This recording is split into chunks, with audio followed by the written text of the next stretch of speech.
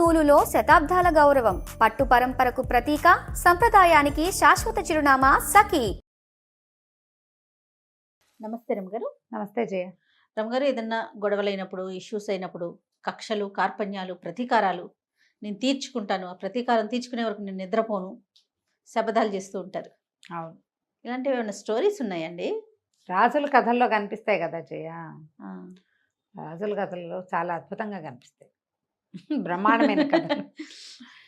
పూర్వంట వజ్రగిరి సంస్థానానికి రాజుగారు, ఆయనకి ఇద్దరు కుమారుడు కుమార్తె. కొడుకు శక్తిసింహుడు, కూతురు పద్మముఖి. పిల్ల చాలా అందగత్తెట.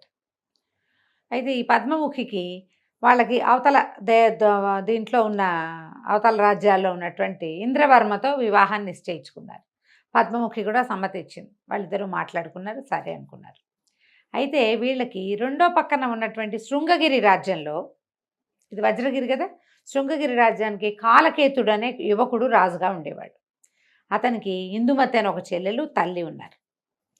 ఆ తల్లి పద్మముఖి సౌందర్యం గురించి విని కాలకేతువుకి ఏం చెప్పిందంటే, అబ్బాయి నువ్వు ఎలాగైనా పద్మముఖి లాంటి పిల్లని పెళ్లి చేసుకోవాలిరా, చేసుకుంటే ఇంకా ఆ పిల్లనే చేసుకో అని చెప్పింది. చెప్పేసరికల్లా ఇతను ఏం చేశాడు, సరేనని ఒకసారి రెడీ అయ్యి కొద్ది చిన్నపాటి సైన్యం స్నేహితులతో కలిసి ఈ వజ్రగిరి వెళ్ళి రాజుగారిని కలిసాడు.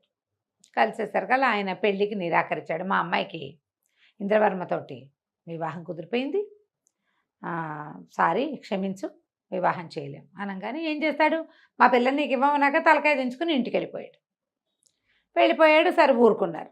కొంతకాలం తర్వాత ఏమైందంటే, కొండరాజులు కొంతమంది ఈ ఇంద్రవర్మ తాలూకు రాజ్యం మీద పడ్డారు.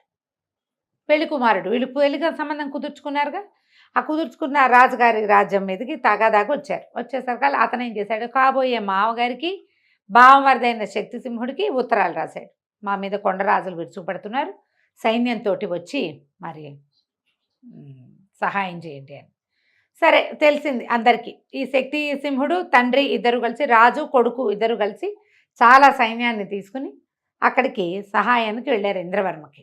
వెళ్తే ఏమైంది, ఈ కాలకేతువు మొదలైన సామంతరాజు చుట్టుపక్కల ఉన్న రాజ్యాలలో ఈ వార్త తెలిసింది, కొండరాజులతో యుద్ధం చేయడానికి వెళ్ళారని అదని తెలిసేసరికల్లా ఏమైంది, ఈ కాలకేతువు తల్లికి ఈ వార్త వచ్చేసరికల్లా ఆవిడ ఏమంది, ఎవరే చాలా బాగుంది, మంచి అవకాశం, మరి శక్తిసింహుడు తండ్రి రాజు ఇద్దరు కలిసి ఇంద్రవర్మకి సహాయానికి వెళ్ళారు, వీళ్ళ రాజ్యంలో సైన్యం కూడా లేదు, ఇప్పుడు ముట్టడించి పద్మముఖిని ఎత్తుకొచ్చి నీకు ఇచ్చి పెళ్లి చేస్తాననేసరికల్లా ఇంకా ఏముంది చేసేది. ఈ కాలకేతువు ఏం చేశాడు, బాగుందిగా ఉపాయం, తెచ్చేస్తే పెళ్లి చేసుకుంటే అమ్మాయే సర్దుకుంటుంది.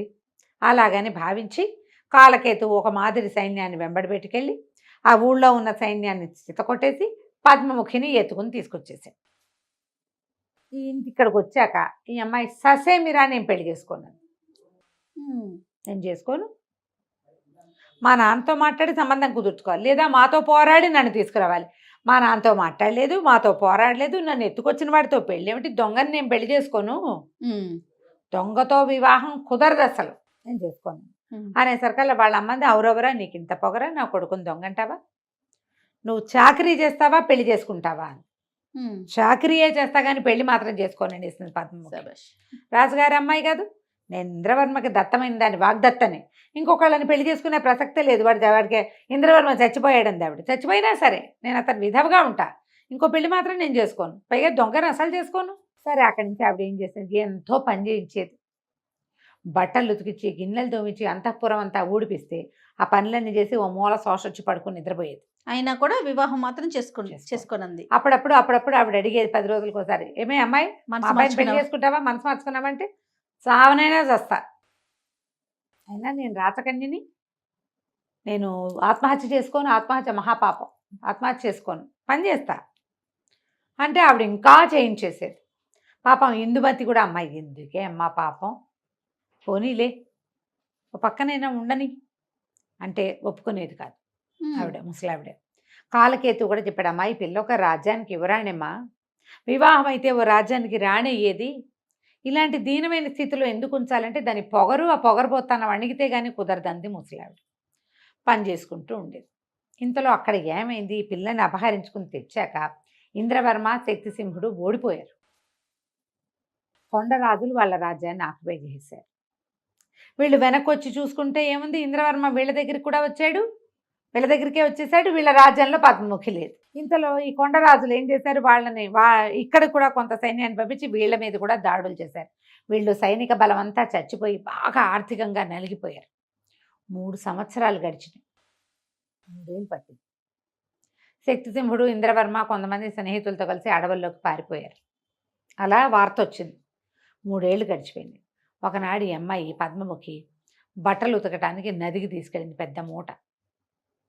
అక్కడ నిలబడి బట్టలు ఉతుకుతుంటే ఒక పడవ వస్తుంది.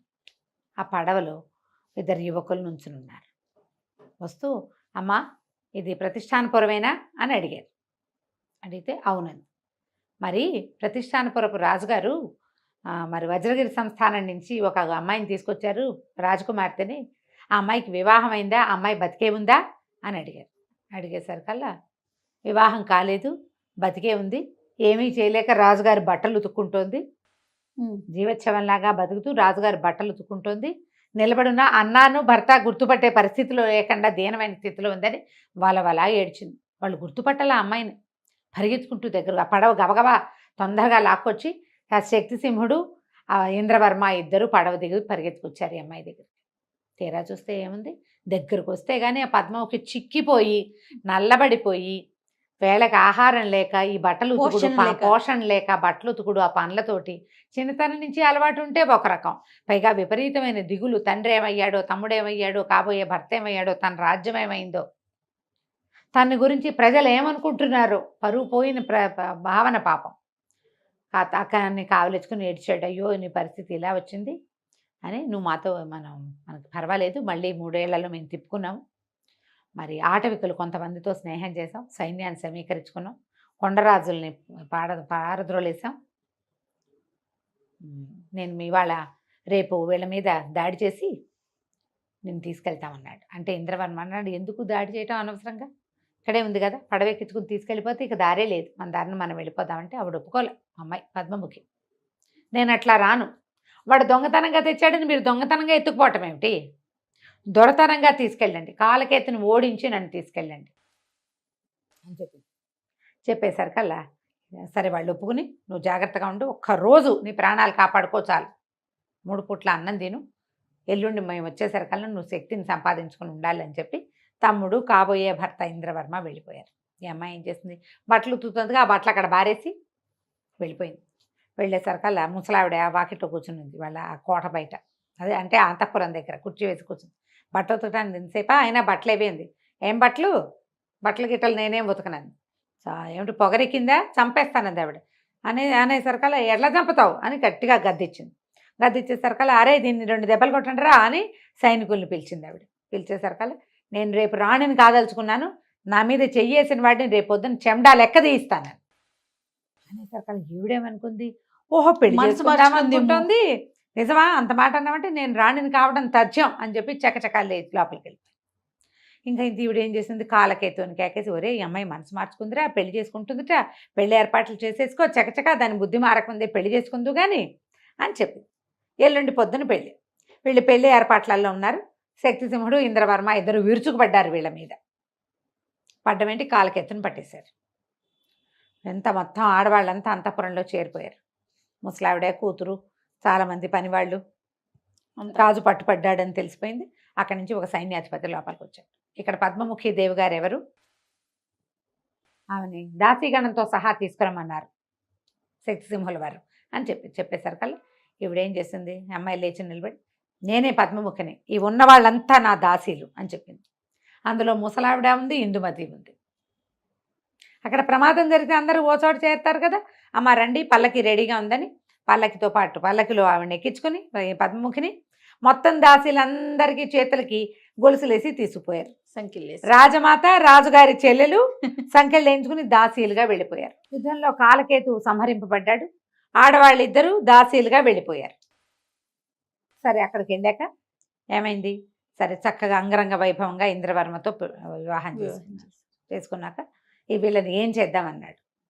శక్తిసింహుడు ఏమందంటే, అమ్మాయి ఇందుమతి చాలా మంచిది, పాపం నన్ను వదినగా చూడాలనుకుంది, తను నన్ను ఏమి ఇబ్బంది పెట్టలేదు, ఇబ్బంది అంతా పెట్టింది తల్లే, అని చెప్పి ఇందుమతిని వివాహం చేసుకో అని చెప్పింది తమ్ముడికి. తమ్ముడేమో ఇందుమతిని పెళ్లి చేసుకున్నాడు.